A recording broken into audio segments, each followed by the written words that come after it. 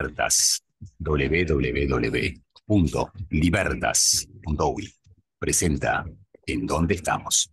Un periodístico libre y democrático, de lunes a viernes, a partir de las 10 a.m. Buen día, República Oriental del Uruguay. Espero te encuentres bien haciendo un periodismo libre y democrático, educando a la ciudadanía para vivir una vida libre y democrática. Estábamos conversando hace un ratito con Maxi Pérez, con quien siempre conversamos un rato antes. La verdad que esas conversaciones serían dignas de hacer una especie de espacio, ¿no? De una pequeña columna del programa de introducción respecto a temas que hacen a la realidad del país, a la situación en la que estamos viviendo, en dónde estamos, ¿no? Preguntarnos en dónde estamos. Y evidentemente hay una especie de partidocracia que se están jugando el poder del Estado, de un lado y del otro. Claro, del lado del marxismo-leninismo, porque en definitiva es eso, hoy con la fachada de un marxismo cultural, que es la primera etapa, que ya cumplieron en gran medida legislando un Estado marxista, cuando nos legislaron los delitos de género, las fiscalías especializadas en género, los juzgados de instrucción también especializados en los delitos de género. Digamos que la configuración legalista respecto a los derechos de familia, esa ley del género también que legislaron, el nuevo código del proceso penal que rompe abiertamente, es decir, es una bomba atómica que rompe con el debido proceso que está prescripto por la Constitución de la República desde el artículo 12 al artículo 23, que rompe con principios claros, con paradigmas del derecho procesal, que rompe con un montón de disposiciones del Código Penal. Sigue esta Fiscalía General de la Nación, que es una especie de organismo soviético, con fiscales ideológicos designados por un triunvirato que ahora parece que no funciona más porque se logró esa reforma. Lo único que se logra apenas en este gobierno que se planteó no marxista ante la población, que se planteó una coalición que venía a recuperarnos la República Democrática. Pero claro, hay muchas cosas que no se dicen, se amparan en el compromiso que formulan en ese plan de gobierno y por lo tanto, pilatunamente, te dicen nosotros no te dijimos que íbamos a hacer esto, esto y esto. Y tienen razón. Los que no teníamos razón éramos nosotros, incautos, seguramente incautos, no sé si inocentes, quizá en alguna medida sí, de pronto desprevenidos. Y muchos votamos pensando que se venía un gran cambio que recomponía al Estado uruguayo desde sus principios democráticos de acuerdo a la Constitución. Pero es evidente que para que ello ocurra, tiene que ocurrir primero en la sociedad una gran vocación desde una formación previa para vivir en libertad, para vivir realmente de acuerdo a esos principios que plantea el liberalismo, es decir, vivir nuestras libertades individuales, entender que la familia es el núcleo básico, constructor de esa personalidad, que es la familia la que tiene que educar, que es precisamente ese núcleo fundamental de la sociedad el que va a formar, le va a entregar las herramientas, le va a abrir las puertas del taller y le va a entregar un GPS o una brújula para que siga su camino a esa persona que va a ser educada. Y educar significa conducir, tomar de la mano y conducir, de educare, del latín, que es básicamente educar en valores de conducta, en virtudes. Y educar en valores y en virtudes es mostrar, mirá, si haces esto, te va a ir bien por esto y por esto, te vas a sentir pleno o plena, te vas a sentir mucho más honorable, te vas a sentir con tu conciencia tranquila porque vale la pena actuar de esta manera. Y esto otro te va a traer muchísimos inconvenientes. Cotejar, comparar lo edificante de una conducta y lo lo que deteriora o lo pervertido de otro tipo de conducta. Eso es la familia. En cambio, el Estado debe enseñar, es decir, entregar los conocimientos de las disciplinas para el desarrollo intelectual y las destrezas que nos conviertan en ciudadanos útiles para con la sociedad y evidentemente para con nosotros mismos, porque si no desarrollamos el intelecto, si no desarrollamos nuestro coeficiente intelectual, no tenemos posibilidad alguna de ser libres. La libertad, decía John Stuart Mill, comienza por precisamente el crecimiento intelectual. Sin libertad intelectiva, sin capacidad intelectiva, intelectual, cognitiva, como quieras llamarla, no tenés libertades. El resto de las libertades, que son las libertades sociales, a las cuales apeló en su análisis el primer gran pensador del liberalismo, John Stuart Mill, en un libro maravilloso que se llama Sobre la libertad, precisamente, un breve ensayo acerca de la libertad, plantea el estudio de las libertades sociales, políticas, económicas, no la libertad en el sentido metafísico, no la libertad en el sentido ontológico, desde una filosofía profunda, sino la libertad que está en la condición humana, cómo trasladarla para que se complemente con la libertad que necesitamos para vivir en sociedad todos los días. Y para vivir en sociedad todos los días tenemos que entender que vivimos en un Estado y que el Estado es esa unidad política, esa asociación, se nos dice en la Constitución, una asociación libre de personas, es decir, somos una asociación libre, social, política, que tiene además su soberanía, y esa soberanía se entiende que es la soberanía jurídica, sus competencias, sus reglas de conducta, y para todo ello hay que educar generación tras generación. Si no educás para las libertades económicas, para la libertad de expresión, para la libertad de asociación, porque si vos educás para la libertad de expresión y asociación, vos estás educando también para con el compromiso social, político de todos y entender en qué juego estamos, en dónde estamos, qué juego estamos jugando cuando hablamos de democracia, cuando hablamos de un Estado de Derecho, porque la democracia está consubstanciada con el Estado de Derecho y la democracia está consubstanciada con una república.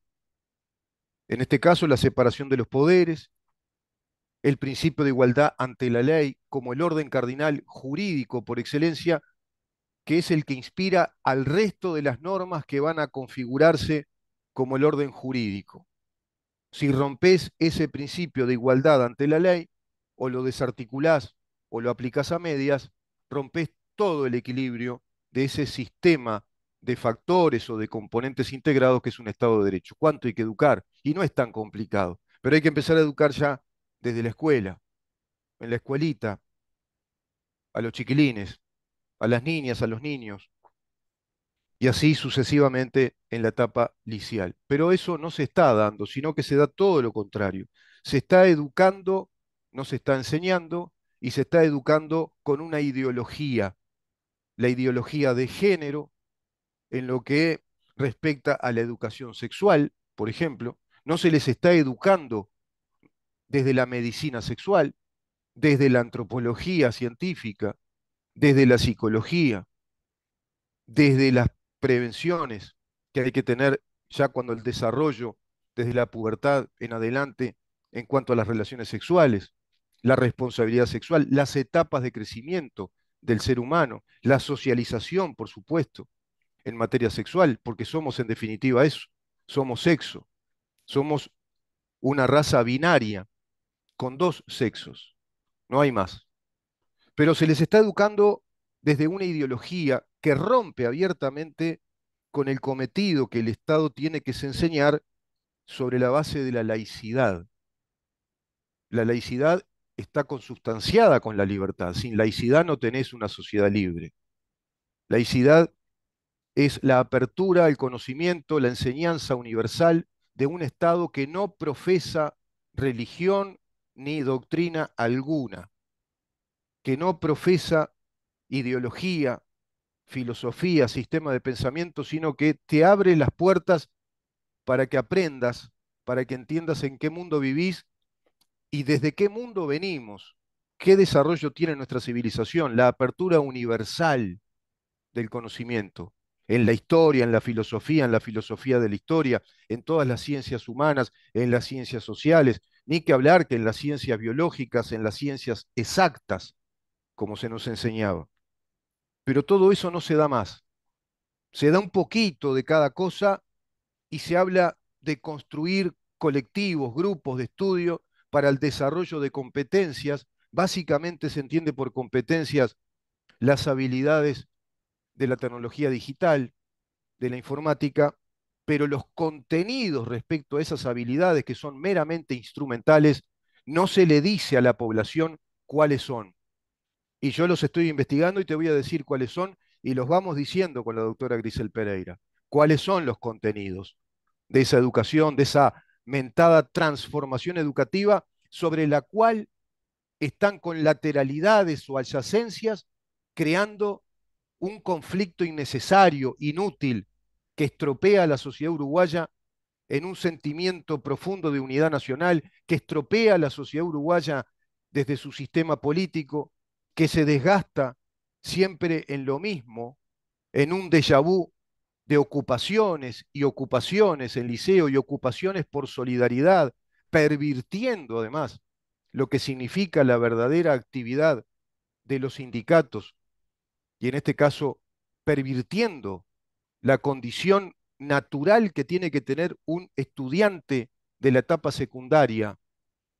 Sin embargo, hay un personaje hoy llamado Jerónimo Sena, un montón de docentes y profesores que, bueno, se van agolpando, juntando en solidaridad con sus reclamos respecto a la restitución de un director del Liceo Yaba que desacató a la autoridad, que fue irresponsable, que cometió gravemente un acto indisciplinario que taxativamente está escrito en la Constitución de la República y en el Estatuto del Funcionario Público, y que está dentro de las causales, de las tres causales taxativas del despido de un funcionario público. La omisión en la función, por ejemplo, la ineptitud es otra de las causales taxativas, o el delito. En este caso fue sumariado como corresponde porque no obedeció tan solo a un comunicado que le brinda la ANEP como autoridad dentro de la educación para informarle en tiempo y forma que se iba a reparar una especie de corredor que tiene el IABA, que lo utilizan como un salón para hacer asambleas gremiales, totalmente vandalizado desde hace tiempo, y para arreglar una escalera.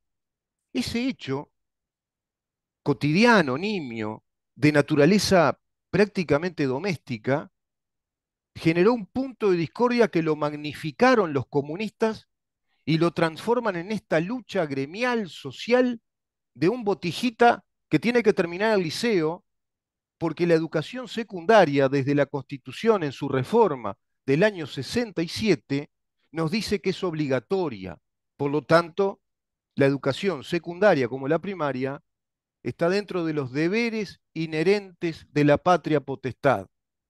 Papá y mamá o el tutor que sea, el abuelo, la abuela o la mamá sola o el papá solo, quien esté a cargo de ese menor de edad que está haciendo sus estudios en la etapa secundaria, están obligados, son responsables de que vaya a estudiar y que termine esa etapa de la educación que el Estado la plantea obligatoria. Sin embargo, tienen gremios.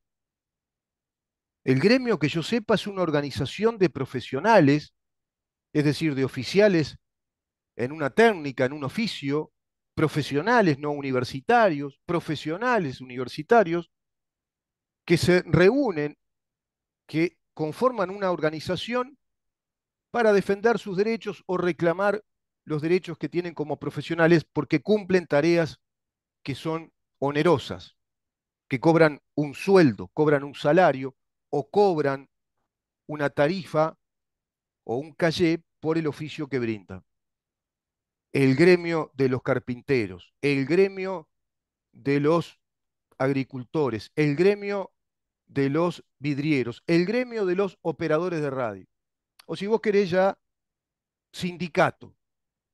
El sindicato es la reunión de trabajadores que tienen la posibilidad de hacerlo, todo el derecho de hacerlo, así están amparados por la Organización Internacional del Trabajo, por nuestra Constitución, nuestras leyes laborales, para reclamar lo que les corresponde en calidad de trabajadores, porque precisamente cobran un salario y están en esa condición, en esa relación de dependencia con el empleador.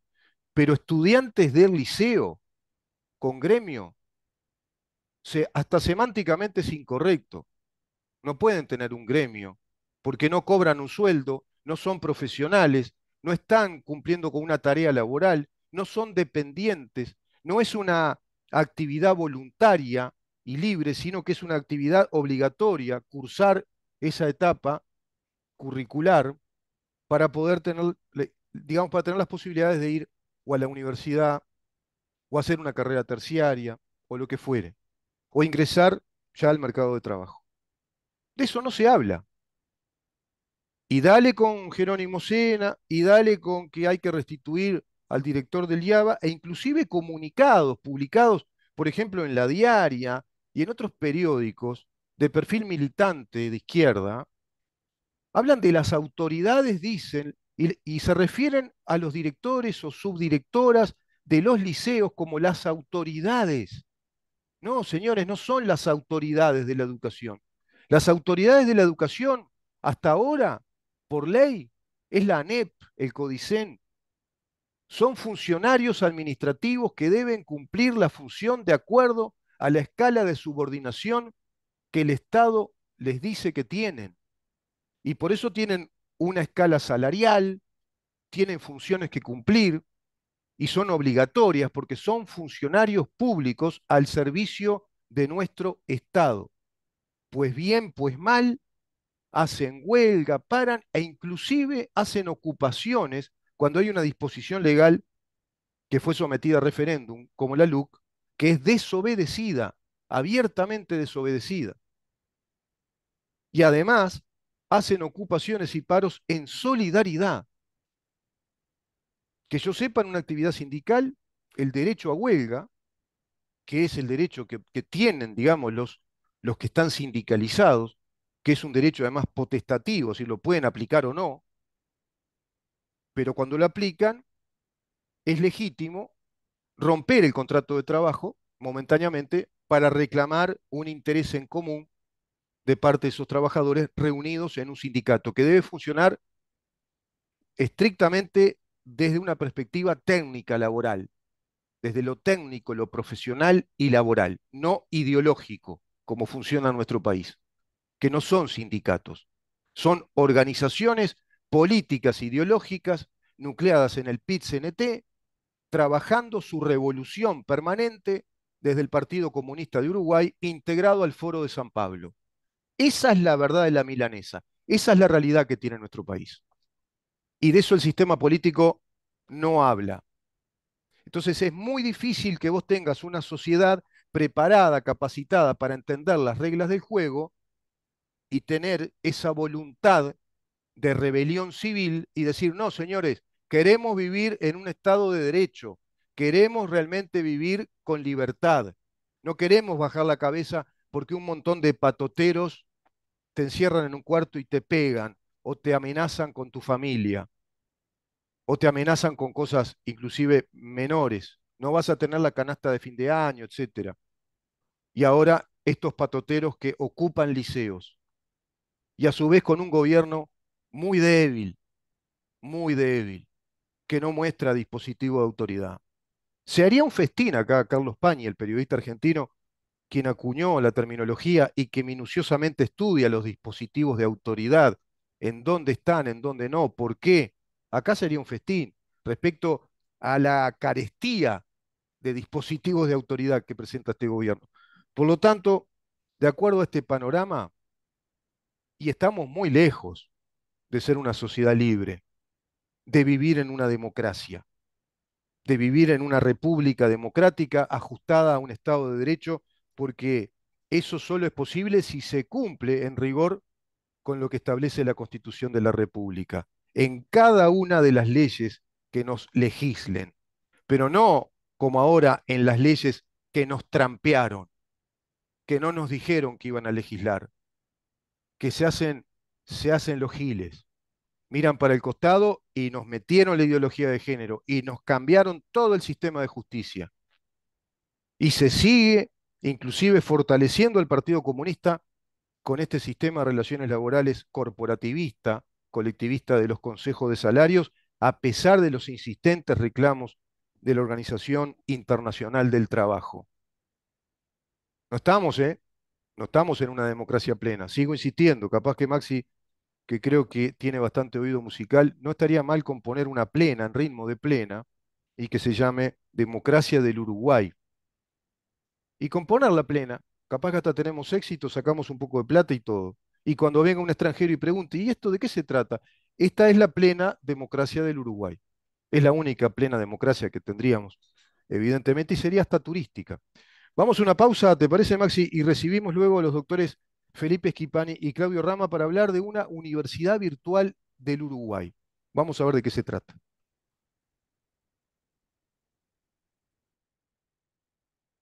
¿En dónde estamos? Es una producción de Organización Libertas. www.libertas.uy. Guión y conducción de Rubén Moyano.